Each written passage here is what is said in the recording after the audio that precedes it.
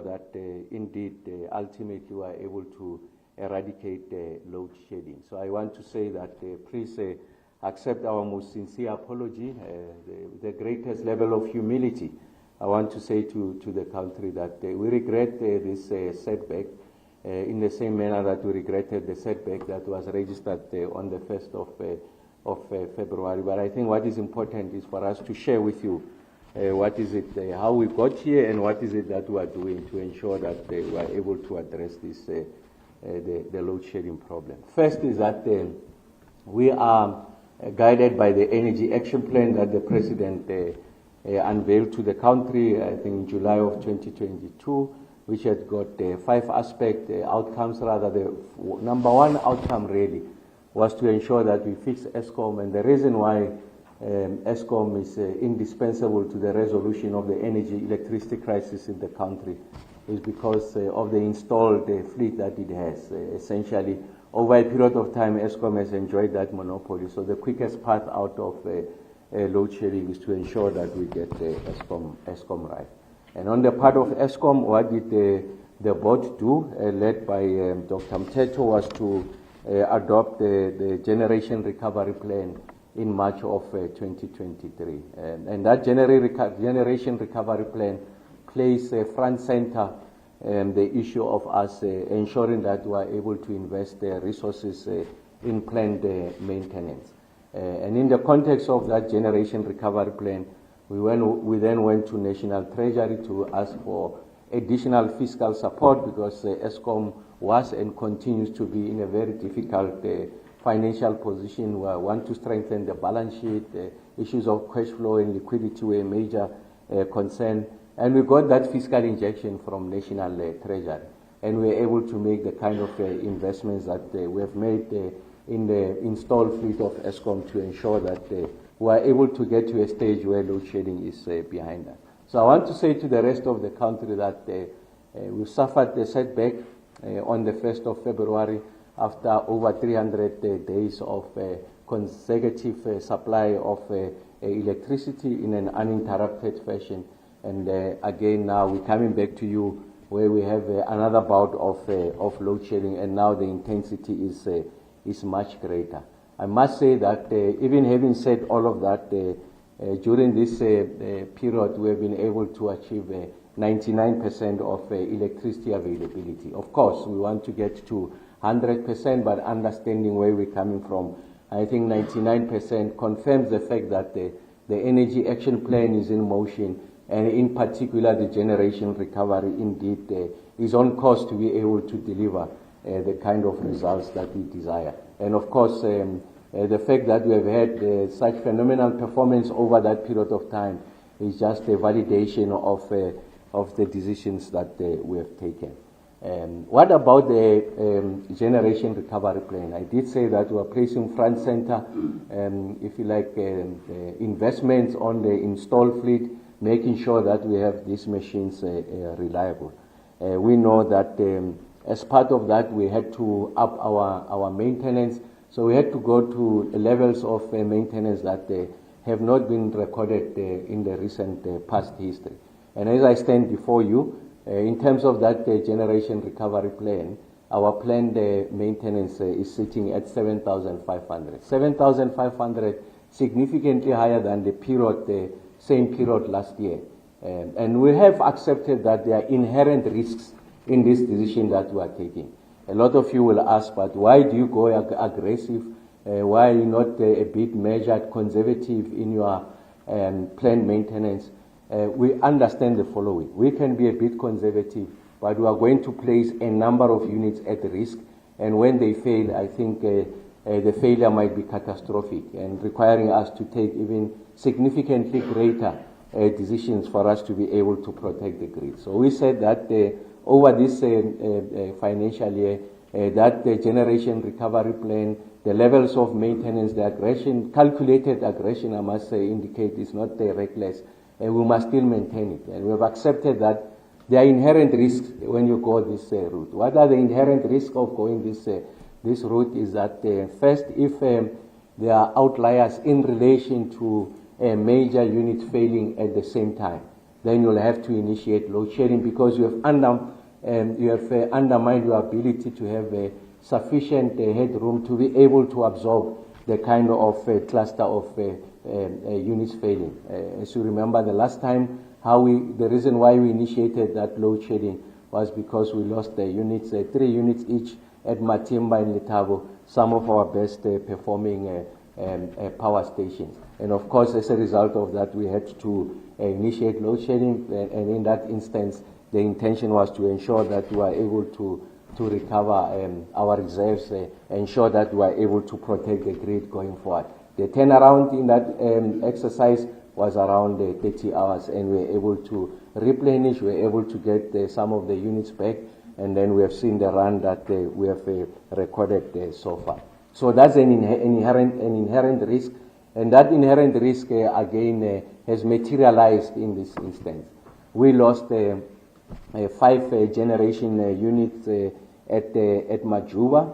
On average, really, they generate about 6,000 megawatts on average, and it could be marginally higher than that. So it means when we lose that 5 units that generate 600 megawatts, we lost about 3,000 megawatts at a go. And that also triggered a series of events that the CEO of Eskom will be able to explain, which also affected Medupi unit number 2, taking out an additional 800 megawatts. Essentially, on Saturday, 3,000 megawatts went out as a result of the trigger at Majuba. And then that resulted in us initiating stage 3 load shedding to allow us again to replenish the reserves, allow the team also to understand what the root cause is with regards to Majuba, and have an appreciation of how long it will take for us to return those units. Again, the CEO will just give you an update on where we are in relation to the return of the units, but also more significantly, understanding what the root causes are. So we're at stage 3 when we all went to sleep last night. And then we had another incident at Camden at about 1:30 in the morning, where we lost 4 units at Camden.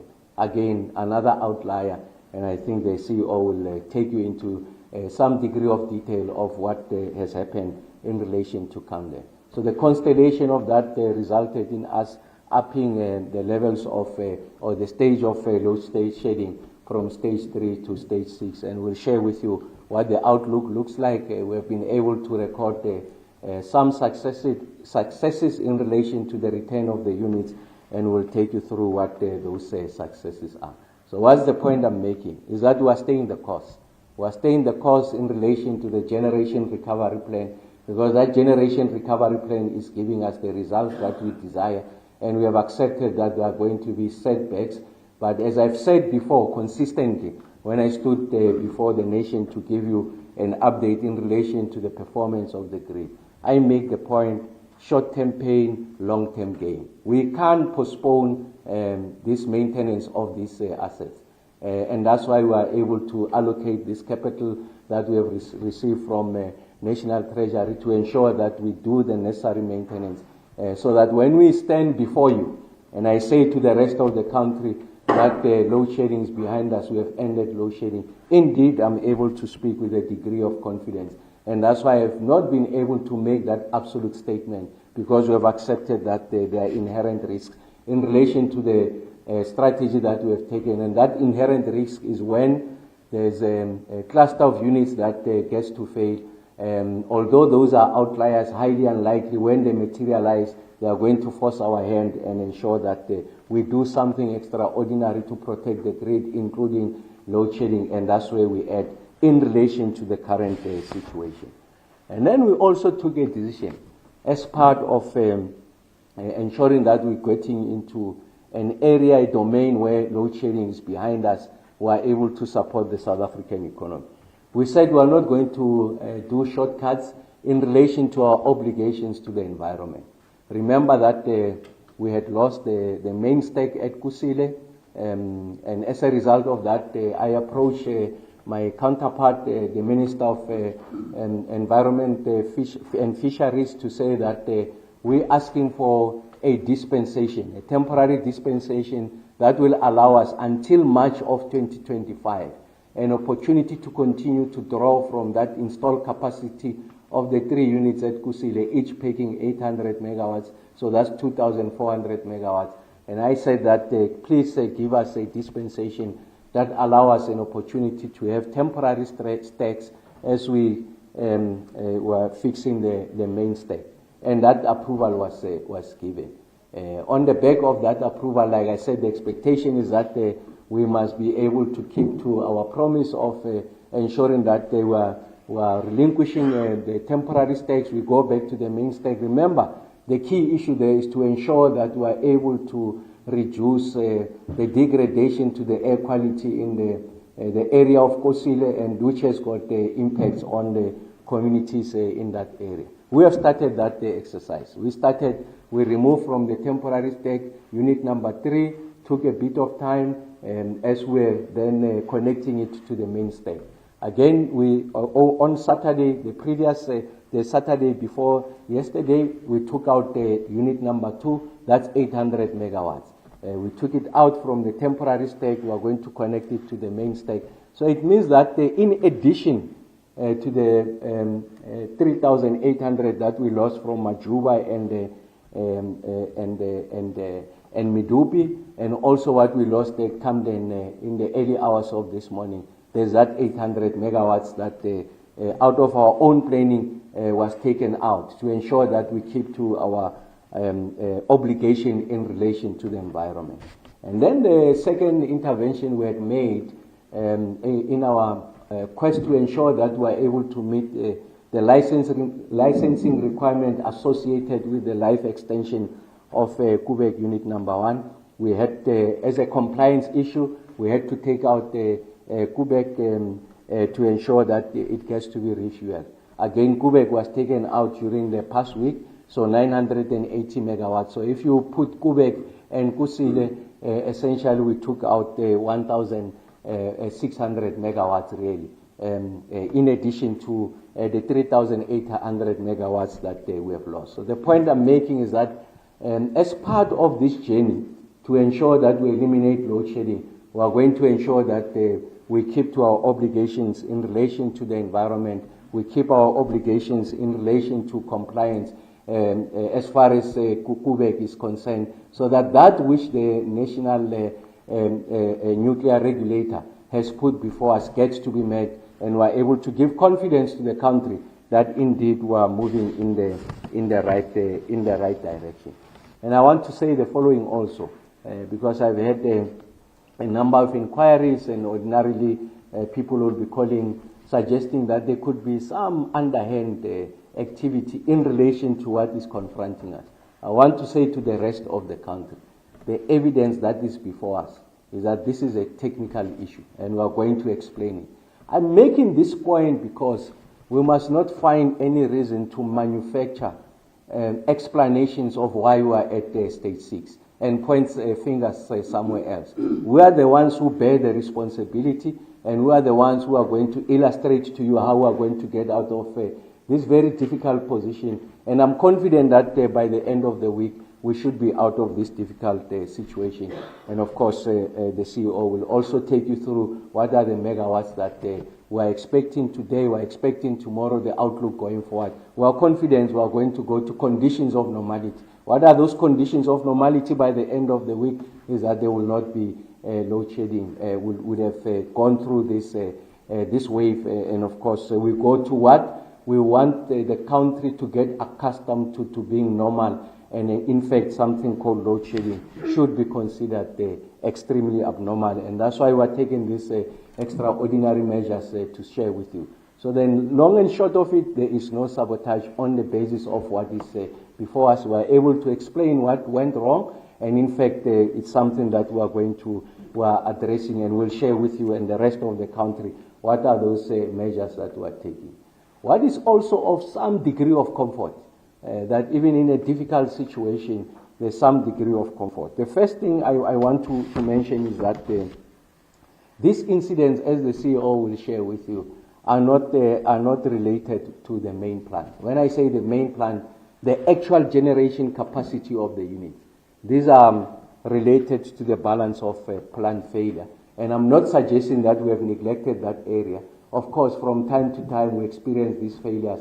This is something that we have not anticipated. Mr. Ngumalo, as the head of generation in the team, they are looking at all aspects of generation. But I think the fundamental point to be made here, as the CEO will be explaining, is that not at the main plant is the balance of plant failure, and he'll be able to take you through what those failures are. We've been able to identify the root cause, and that's why we are taking the necessary actions for us to return these units, and some of these units have started returning.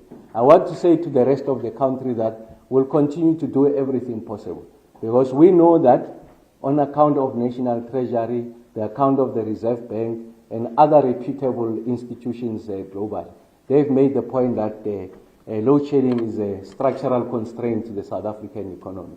We want to eliminate load shedding as a structural constraint, and we are confident that the actions we have taken over the past 16 months are pointing us in the right direction. And we've accepted, like I said earlier on, that there are going to be moments of setbacks, and this is exactly that moment. We take full responsibility, we take full accountability. It doesn't only end there. We are sharing with you what are these steps that we are taking to address this situation. We will not deviate from the generation recovery plan. Like I said, there are inherent risks. We are doing everything possible to mitigate those inherent risks, but we are moving in the right direction. The levels of plant maintenance will continue to maintain them at proportions that are, in engineering terms, acceptable, but also helps us to get to a situation where we're able to eliminate load shedding in the shortest possible space of time and ensure that we achieve conditions of normality. So I'm just saying that this setback must not register on the part of the rest of the country that perhaps this is permanent. Like I said, this is momentary. We'll share with you how we come out of this situation, what the root causes are, how we are responding to those root causes, how many units have come back, what are the projections for the week, and also going forward. So we continue to be on the right path, and I think it's important that I underscore that statement. We continue to be on the right path. We get hit by these adverse headwinds. We had anticipated that these adverse headwinds are going to come. As and when they come, we have a response, and we'll share with you what that response is. So I'm making that assurance so that those who want to invest in the South African economy must continue to have the confidence that we have the ability to resolve this question. And in fact, load shedding is not a structural constraint. We are on the right path, like I said. 99% availability of electricity. We want to get to 100% availability of electricity. We want to eliminate load shedding.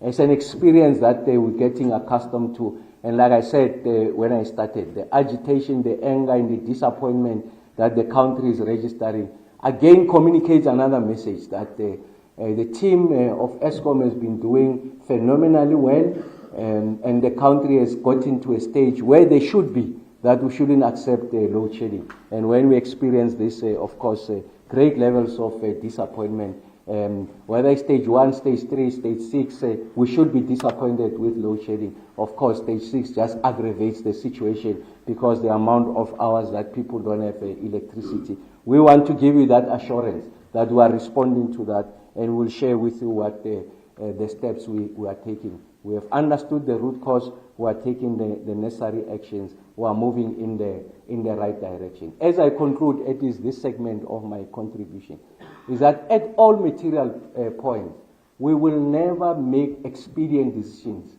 at the cost of the grid, because the consequences will be, the ramification will be too ghastly to contemplate.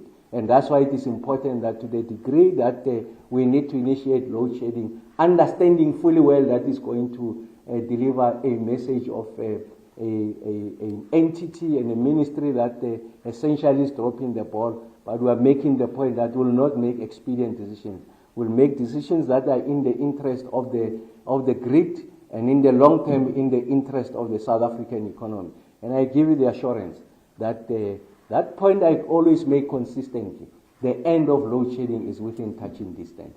Like I said before, we'll be synchronizing Kusile unit number 6. We had anticipated it by end of Feb. They've revised it the 9th of March. We'll bring back Milupi unit number 4 again end of March, beginning of April, an additional 1,600 megawatts on top of what we have. Of course, the Milupi one is what we lost, we are recovering. The Kusile one really is new capacity. I'm confident that we are moving in the right direction.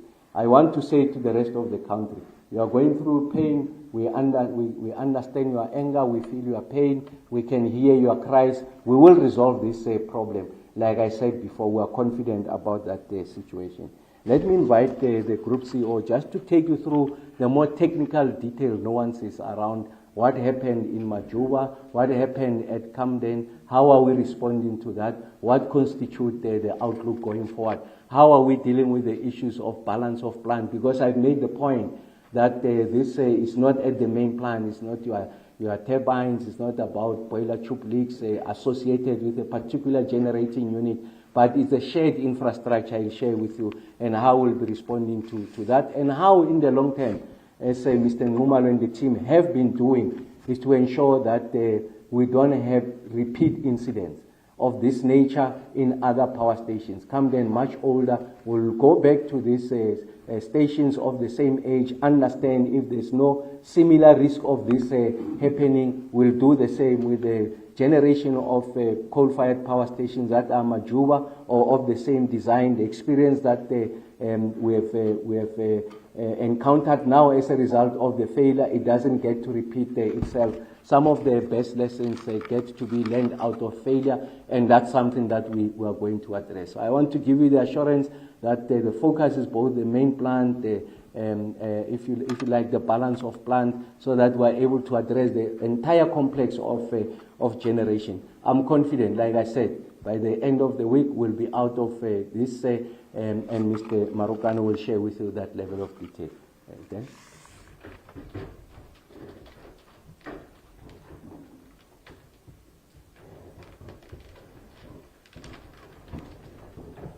Thank you, Minister. Good morning, ladies and gentlemen. Good morning to the viewers at home. I'm going to touch on the incidents relating to both the Majuba power station and Camden thereafter. I'll share with you what we have since done in terms of the thinking behind the stages of load shedding that we embarked upon.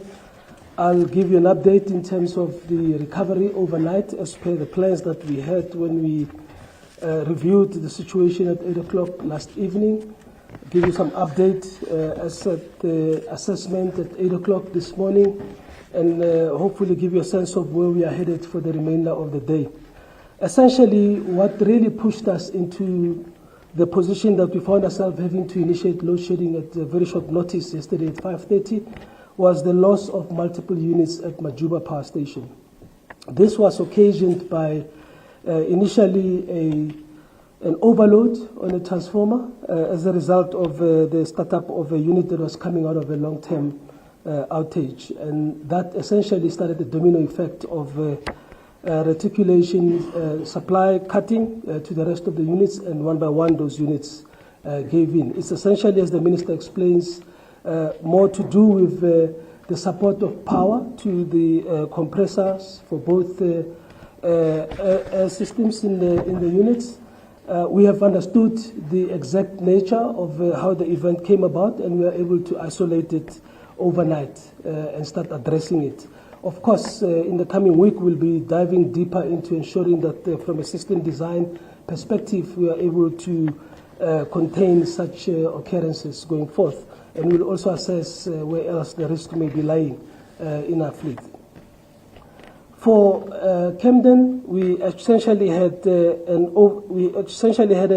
failure on a hydraulic valve that then triggered us in a position where our cooling water pumps were not adequate for maintaining the requirements of the remainder of the units that were running, and so we lost them as well. This is an area where we've been doing some work. We have done some interventions last November, and we have plans to essentially address that adequately going forth. I just want to indicate that when we discovered the situation at Majuba yesterday, It also coincided with the trip at Medupi. We can now confirm that that trip at Medupi had to do with the under-frequency in the network overall that pushed that unit at Medupi itself into a position where it tripped. So they are all interrelated to some extent. We do understand how it happened, as I said, and I'll give you an update in terms of the progress that we've made overnight.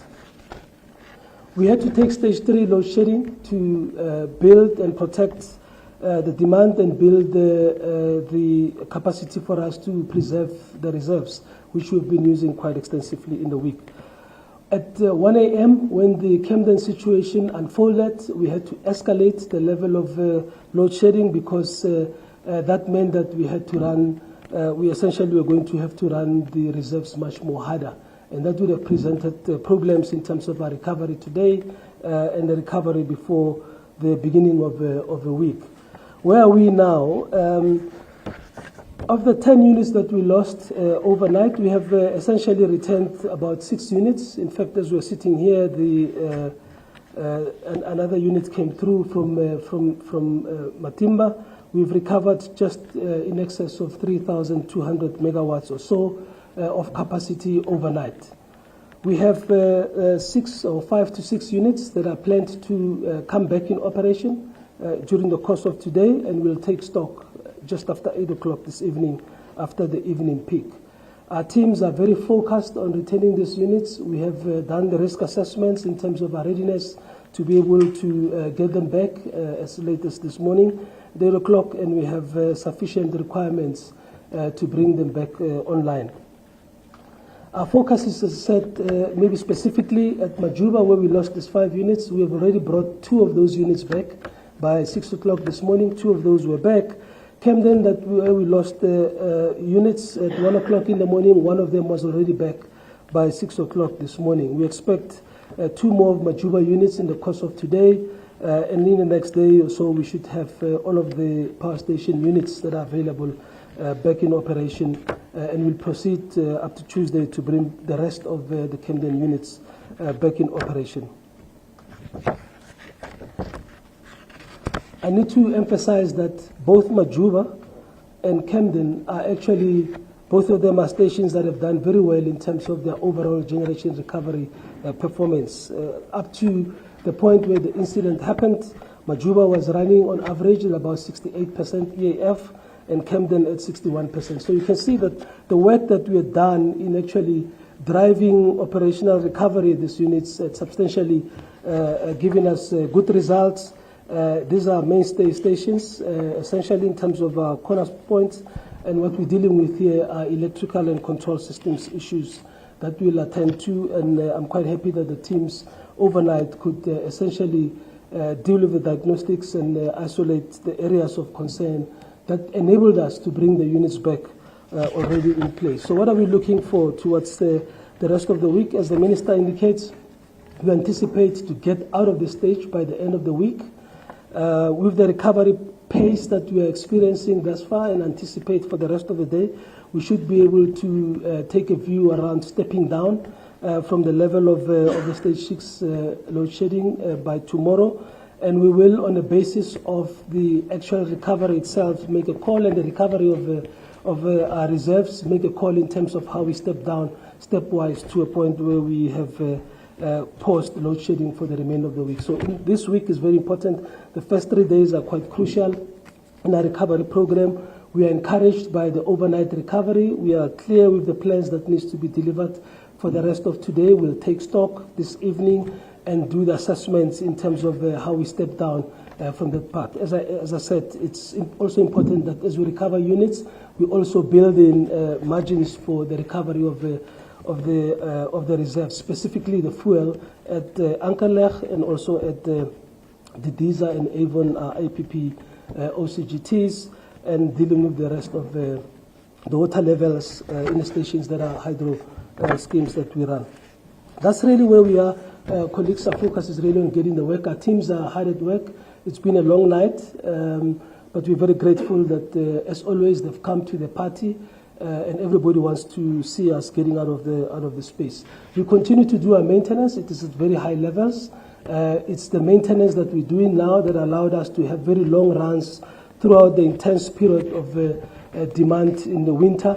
And again, where we are headed at the same time as doing maintenance is bringing additional capacity, the Kusile unit and bringing the Medupi unit that will, going forth, gives us sufficient margins for incidents of this nature for us to be able to ride the storm. So we are already in the last parts of pulling together the benefits of these plans from a maintenance perspective and new capacity installations. Let me pause here and we'll deliver the rest of the questions. Chairman.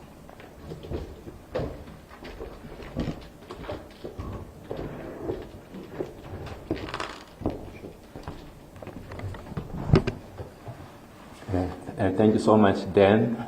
Good morning to the members of the media and also good morning to the viewers at home. My name is Mteto Nyati and I'm the chairman of Eskom. I also like to echo what the minister had said, that as the board of Eskom, we truly apologize for finding ourselves to be where we are right now, where we have to say that we are doing stage 6 of load shedding. Clearly, this is something that we are very disappointed. Ourselves were disappointed with what has happened, and it is something that, as the leadership of Eskom, we want to make sure that we minimize or eliminate going forward. So, just to take a step back and look at this board was appointed in September 2022. As we were coming in as the board at that time, we took this responsibility with our eyes open. We knew that it was never going to be easy. You had a South Africa that had experienced load shedding for a number of years, 10 years plus. So taking this responsibility was something that we always knew is not going to be easy. But we were always clear that it's something that is possible. It's something that we can overcome. Because we're dealing with people, we're dealing also with machines. Most of those are things that are within really our control. So it is because of this that we felt as the board coming in that we are going to be a different board. We're going to be a board that is engaged, a board that dirties its hands, so that when we're making decisions that are informed. The minister has indicated that in March 2023, we came up and had a plan called the Generation Recovery Plan that was approved. It was approved by the board. It was a plan that was developed by management of Eskom. It came from the ground up, but it was also shaped by the board. So collectively, we own that plan. It's a plan that is guiding us. It's a 2-year recovery plan. So from March 2023, we have been executing that plan. At the core of that plan, what is it that is at the core? There's really, I would say, 3 things that are at the core of that plan. The first was making sure that we've got the right leaders to execute and implement this plan. So when we appointed in April 2023 Bheki Nxumalo as the head of generation, who in turn went ahead and made some changes within many of the power stations. It was part and parcel of making sure that we have the right leaders helping us to execute this plan. And also leaders that can create an environment where people look forward to coming to work and helping us to address the problems that we're facing in the different power stations. So we did that. The second element of this plan was to focus on what I call the basics. So one of the things that we saw as we were engaging, as we were visiting the power station, is that somehow we had deviated from the standard operating procedures. Things were not always being done in line with how they should be done. So the key focus of Becky, together with his leaders, was to make sure that we master those basics. So that was really the key element, the second element of the plan. And the third one, because we could not do everything at the same time, we had spread out over the 24 months of that 2-year plan key actions that needed to be taken. So we had to make sure that there was discipline in doing the things that we said we were going to do. And that is exactly what has happened. The kind of performance that we saw, the fact that we had 10 months of no load shedding, that is not a miracle. It is as a result of the work and the effort that was done by the leaders within Eskom that helped us to be at that point. But I must say that the big focus of the generation recovery plan was on the main plant. If you look now, when we look at it and we start to see where are we starting to have problems, we're starting to have problems in the auxiliary plant, in the electrical systems, in the water systems, in the steam systems. These are not part of the main area, main plant that we have been focusing on. So this is really telling us that now we need to really put a lot of effort in making sure that these auxiliary plants are also at a perfect condition. So that is going to be the key focus of us going forward. And this is something that Dan, together with Becky, have already started to work on. And we want to make sure that we accelerate and also shift the resources, shift the funding to address this very important area as we start to see stability of the main plant. So those are the key elements that we have of the generation recovery plan. So we have also a leader as in Dan, who came in March 2024 and has been able to provide the kind of leadership that this business needs. So what I'm saying here is that all what we need, we've got it. The minister has indicated that through his help, we were able to also manage to get the funding from National Treasury. All of these things are things that are within our control. Right now is to just focus on making sure that we do not, we understand that there's always going to be setbacks. Let's learn from those setbacks. So those setbacks have taught us now, looking back at what has been happening over the last 3 months or so, that the focus on the auxiliary plant is something that needs to be a priority of ours. And this is what we are doing. So as we execute on our generation recovery plan, we have made a little bit of a pivot to integrate this additional element that I've spoken to you about. But the focus is we need to get out of a situation where we have to call you again and say that there's we are going to be announcing a load shedding. We have to get to that point quickly. And the minister has indicated that we are at a touching distance from us getting to that point. And absolutely, this is exactly what we see as the board, because we have been executing the generation recovery plan. Only a few items are left for us to complete. Once we get to that point, we will be coming here, the minister, myself, Dan, will be coming and informing everybody that load shedding is something that is behind us. But for now, the priority is that we need to make sure that by the end of this week, we get ourselves out of the load shedding.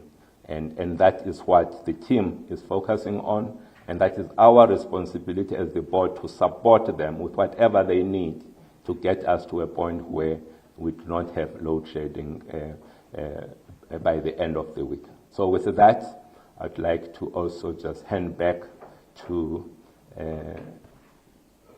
Tsakani. Hand back to you, Tsakani. Thank you.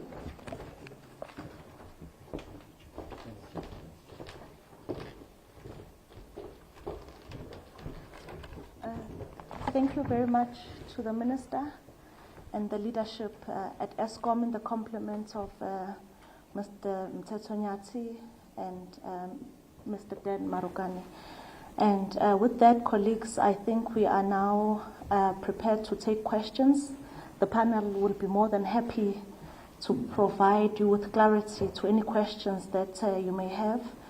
And therefore, we will start with any questions that are in the room before we go to those that are shared online. By a show of hands, colleagues, we can proceed with the session. And then, Takalani, you just go through the online questions after this round. So, the questions now. So we've got our first hand there. Any other questions after that in the room? So after you will go to Takalani. Please introduce yourself and the media house you represent.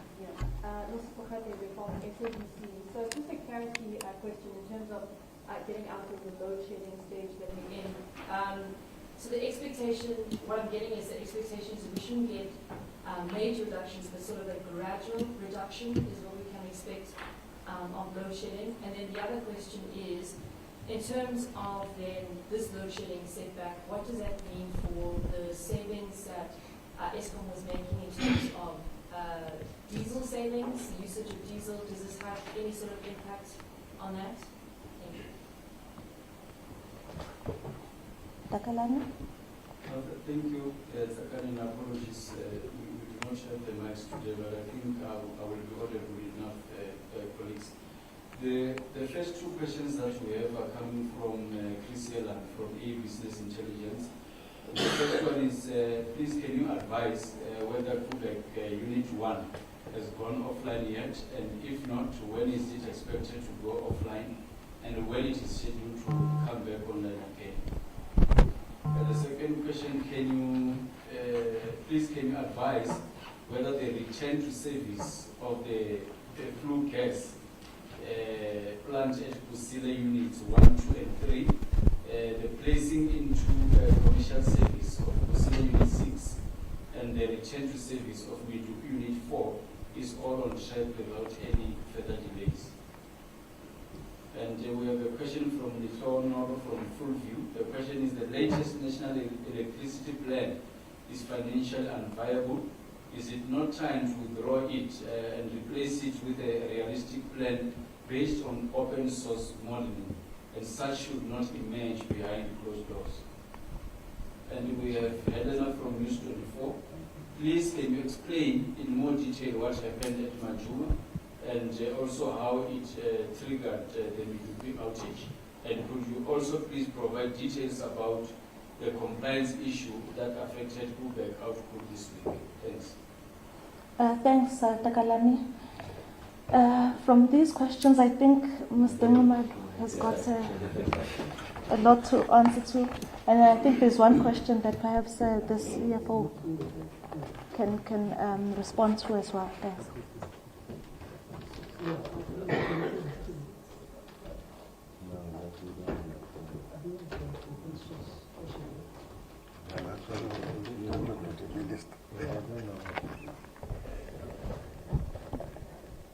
Okay, good morning, everyone. I will talk to some of the questions that have been raised.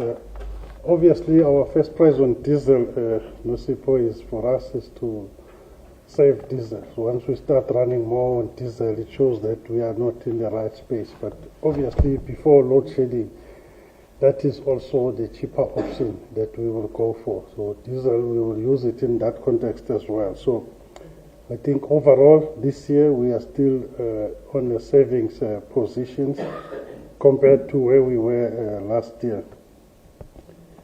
I think the issue with Chris Hilland in terms of Quebec 1 is already off. I think we've communicated that as well in our weekly media statement. It came off last weekend, so it is currently undergoing preparation for the work of what we need to do. I think also what was meant there is not a compliance issue. You recall that when this license comes, there is things that we also need to do as the power station. So there is projects that we are doing on. It's not just a normal refueling. Normal refueling take about 80 days. You'll see this outage. It's actually just over 150 days, because there is some projects as part of the long-term operations that we are implementing at Quebec as well. Kusile, in terms of the returning to the normal stack, we have also communicated the first unit was Unit 3, which we took off in December. That unit is back in operation now, running on the normal stack. The second unit is Unit 2 that we've taken off last week. We'll come back next month, and then we'll take off Unit 1. And then Unit 1 we took last because it also coincided with its own outages. The other two units are more for compliance with our license conditions. So as such, we will ensure that to these units, there will be no unit running on the temporary stack post 31st March at Kusile.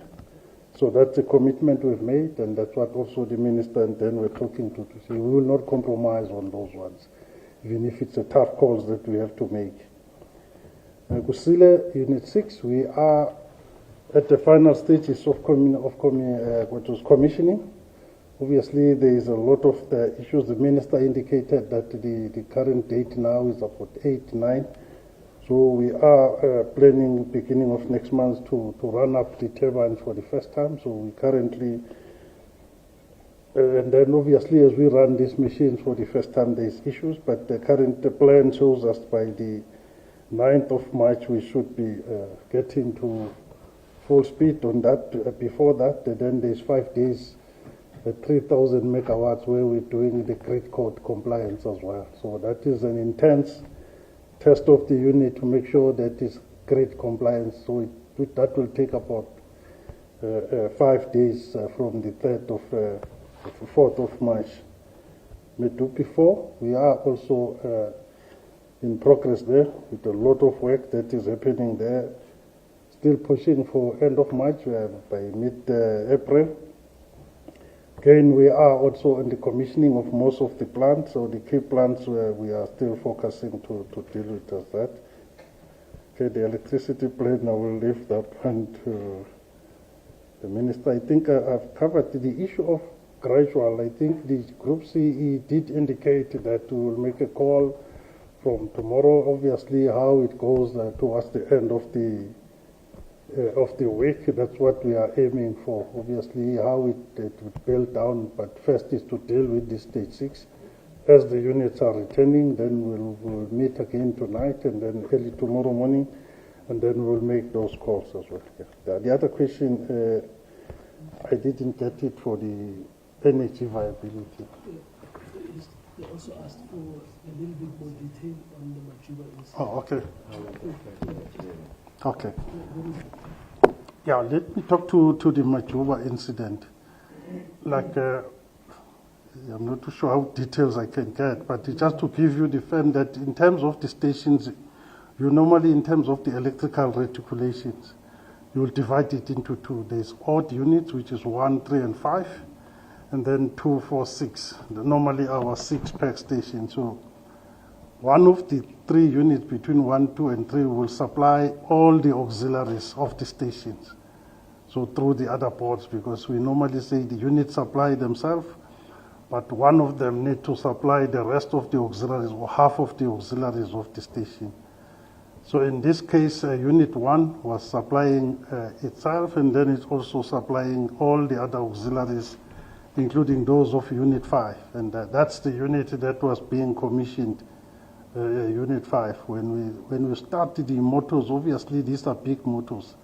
They draw high current, so it then resulted onto the tripping of the unit transformer on Unit 1 that came off. But because Unit 1 was also supplying the other auxiliaries on the auxiliary plant, then you subsequently then lost those boards, and then you lost those auxiliaries, especially the cooling pumps and some of the compressors that were supplied by that unit which was supplying the loop. So with the loss of the cooling pumps, then the unit was still running high, then you ended up losing the other units on vacuum. That was Unit 5, 4 and 6, because the cooling was not sufficient. So that was the initial incident. And then obviously in that process at Majuba, the chair and then talked about focus on the auxiliary plant. We started to do some work as well. Unit 1 itself, in terms of the compressors, is currently under refurbishment and upgrade, so is Unit 3. So it means that Majuba, you were running on the, we've got auxiliary compressors, but because of this trip, they were also affected. So they couldn't supply enough air to the rest of the control systems on the unit that remain on load, which is the Unit 2 and 3, which then subsequently tripped because of the low supply of compressors as well. So we are busy with an upgrade project there. We will try and speed it up. There were contingencies made as well to hire some of them, but it means then that the operator need to run and start them manually. But when you lose the whole station, things are not normally working because you've got only the operating on site. So that's one thing that we will look at it. It's always the risk, the outside plant, because of this common system. So when you lose such a big machines as well, that's almost 3,000 at almost the same time, then the frequency in the network, you will have an under-frequency incident. So that most of the units in most stations, we are able to ride through that. But at Petupi, during that same time, they were having some higher temperatures that they needed to deal with it on the motors, on the boilers. That's what then caused them to trip when it sees that low frequency incident. So hence it could come back quickly. So that's how really the incident of Majuba became the cascading event. So we've been working through the night to bring those units. I mean, the third unit just came back now as we are sitting, as Dennis said. So we are almost getting back to normality at Majuba. I think I'll cover. Thank you.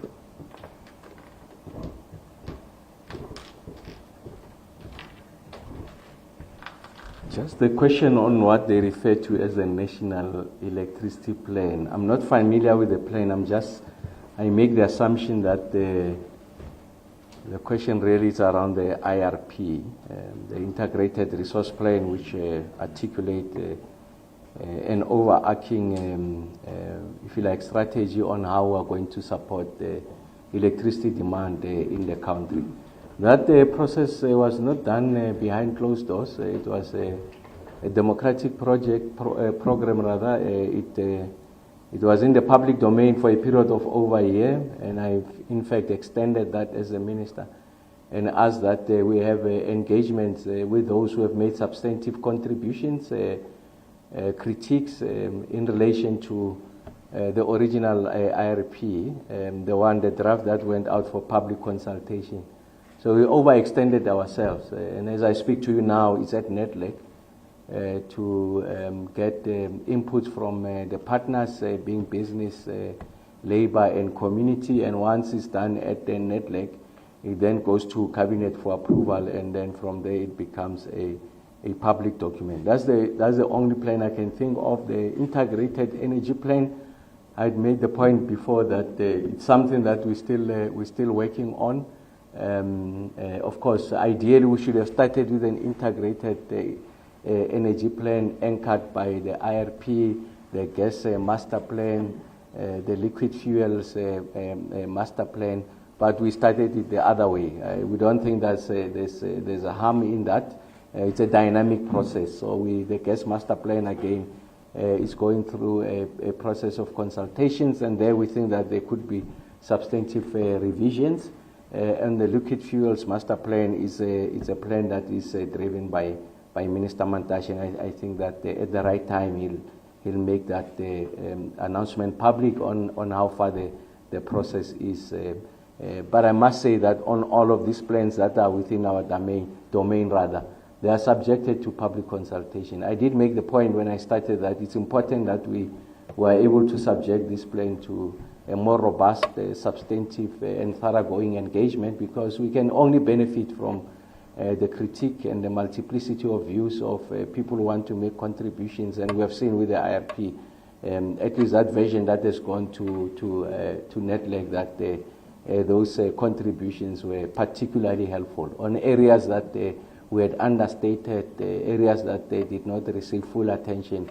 I think the experts and just the general public raised the issues, and we're able to the extent that is possible, to accommodate those areas. Thank you.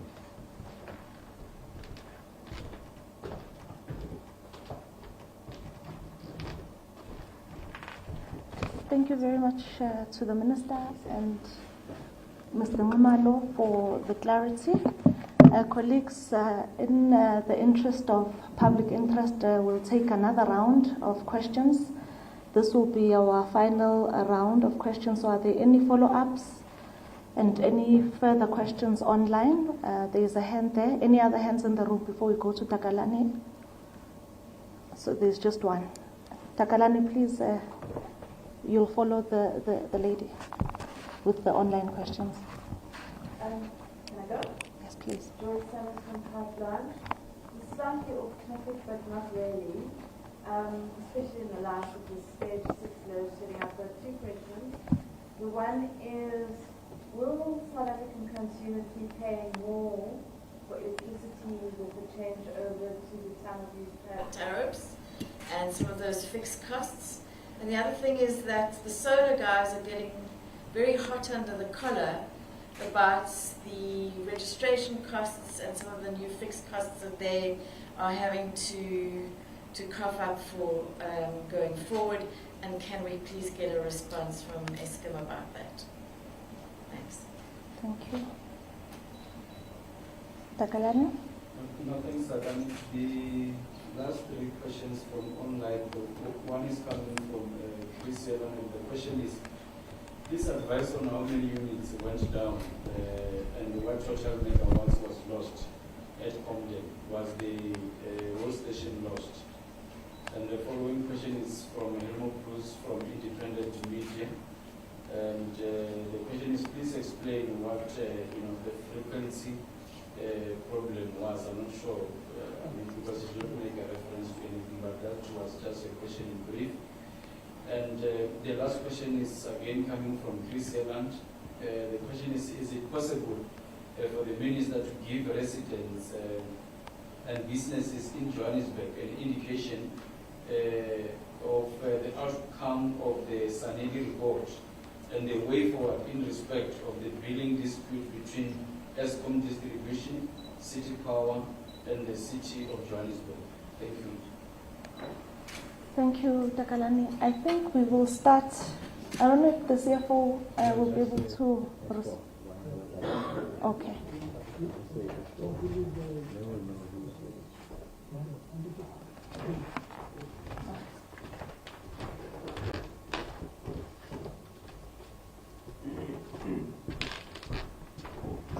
Thanks. With regard to the NERSA's decision on the retail tariff restructuring that has just come out, effectively what has to happen now, and if they publish the electricity retail tariffs for comments, you take the decision of the MYPD 6 in the first year, the 12.7, you take that component of that average increase plus the tariff restructuring. The combination of those two gives rise to the electricity retail tariffs that's out for comment. But ultimately the intention is, through the tariffs and the NERSA decision on the revenue, you should be reconciling back to that total allowable revenue. So from an Eskom perspective, the intention of the mechanism is to get back to the allowable revenue that was determined by NERSA in terms of those amounts per the MYPD 6. And then once NERSA has received the comments on the ERTSA, they would make a decision.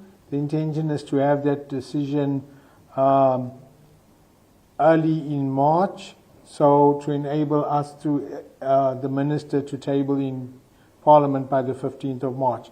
But the intention is not to over-recover and reconcile back to the allowable revenue. In the event that we over-recover, in subsequent RCAs, we'll give that back to the consumer.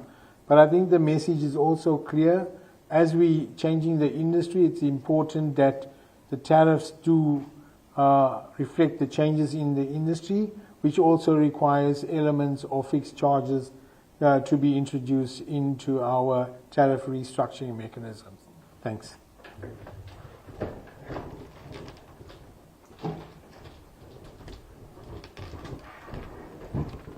Maybe just dealing with Chris's question, Beggy's already explained that the frequency issue at Medupi, I think it's Helmut's question, the frequency issue at Medupi was related to the under-frequency overall in the network.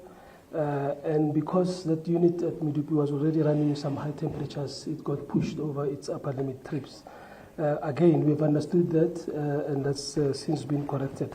We lost 4 units altogether at Camden. 2 were out for the ordinary maintenance, long-term maintenance. As I said, we've already recovered one of those units, and we're in the process of recovering the rest. I think one point to emphasize with regards to the pricing, retail pricing structure that we have proposed, and NERSA is in its final stage of consideration, is that it will make consumers pay for what they are responsible for in terms of the upkeep of the net, but more importantly, the solar users will then will be able to do what is called net billing in terms of being able to be credited for their own production into the system when they have excess system coming through. So it's a win here for the solar users themselves. The last question, of course, has to do with the SANEDI report, and I'll leave that to the Minister. The solar, the registration costs. The registration costs of so that they were published, and there's also a dispensation for the registration that happens before the end of March, where users in a particular category will be able to register with no cost. That's been published quite well on our website, and I encourage people to look at it.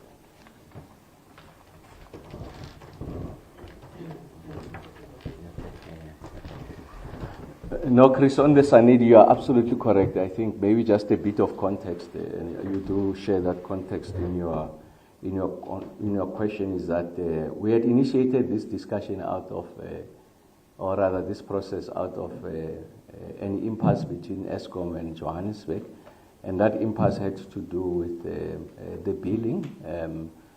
So the city of Johannesburg was of the view that there's incorrect billing on the side of Eskom in relation to their bulk purchases, and Eskom was raising the issue that there's a debt that City Power is not meeting, and City Power is disputing that on the basis of their contention that there were issues around billing inaccuracies.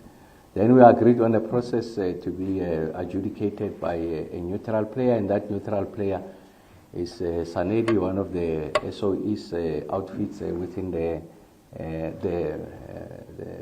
rank of the ministry.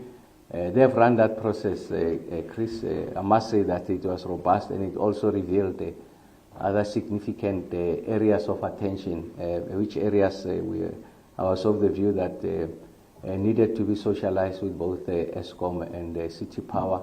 It was also was able to make findings on the part of Eskom that needed attention, and also findings on the part of City of Johannesburg in the form of City Power that required to be remedied.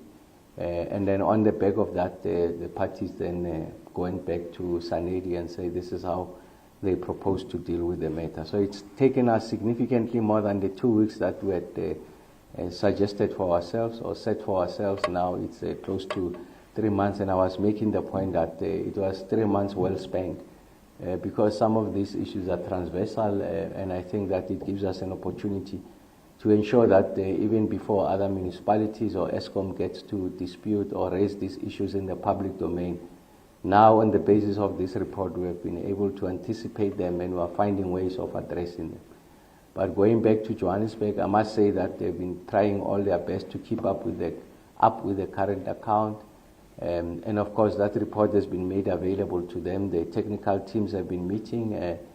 They are going to bring that the entire report, including the actions of the two parties, Eskom and City Power, on what constitutes the best way forward. And it's upon receipt of that I'll share with you. I mean, in the same manner that we had announced the process, I'll come public and say this is how we are resolving the Johannesburg Eskom situation. And like I said, for those issues that are transversal, that could manifest themselves in other municipalities, I'll also give a sense of how we're going to deal with them. But the long and short of it is that we will be coming back to the public on how we are settling the dispute between City Power and Eskom. And I want really to take the opportunity to just thank everyone for making time coming here. Like I said when I started, a very difficult day, and I give you the assurance that as the group CEO was saying, as the chair, Dr. Mteto was saying, I think this leadership has done remarkably well. The fact that the units are beginning to return, thanks to Mr. Numalo, the coalface, Mr. Marukani, just marshalling the team and the stewardship of Dr. Mteto and his very competent board, will be able to resolve this situation. So I must say that in the light of this hardship, in the light of this setback, I think there's a temptation for the rest of the country to think that if we are veering off course, I want to give you the assurance that we remain on course, driving that generation recovery plan as adopted by the Eskom board 2023 in March, which supports the energy action plan that the president unveiled to the country. I must say, I want to emphasize, we remain on course. We have accounted for the risks that are inherent in some of the decisions that they were making, and we also have mitigation measures. And we do accept that in an instance of an outlier like this one, where the entire station goes out for reasons that Mr. Ngumalo and Marukane has explained, the domino effect in relation to other power stations, what happened in Camden, that constitutes an outlier. What is important is that we have been able to find out what the root cause is. The team is attending to that. Some of those units are back. As the chair of the board was saying, Dr. Mteto, again, attention gets to be given, if you like, on the balance of plant, so that we are able to address the entire value chain. So I want to say to the rest of the country, very difficult period, but we are going to get to a stage where load shedding is behind us. And like I said, we are giving the assurance that it's going to be, of course, the stage is reduced. As the leadership of Eskom has said, the technical team will meet tonight, take stock of where we're at. We are confident that the units are returning, making the next announcement of what constitutes the next stage. We'll do that subsequent days. The assurance I'm giving you that by the end of the week we'll be out of load shedding. And I'm confident that we are going to start another run. And hopefully this run will be permanent. At the point where myself, the leadership of Eskom, first the leadership of Eskom and myself are of the opinion that yes, indeed, we have addressed all the issues. We are confident about the statement we can make in public that load shedding is behind us. We will come and share with you that load shedding is behind us. And I want to repeat that there's no underhand. We are not suspecting any sabotage. On the basis of the evidence that is before us, we can explain what has happened. We are taking responsibility. We are going to fix it. Like I said, we are not going to manufacture reasons. We take full responsibility and accountability in the same manner that we bask in the glory of uninterrupted days of no load shedding and ultimately ending load shedding. When there are difficult moments, stage 6, I'm the minister. I bear that responsibility, working with Eskom. So there's no other person but myself. The buck stops here, and that's why we have shared with you how we are going to respond.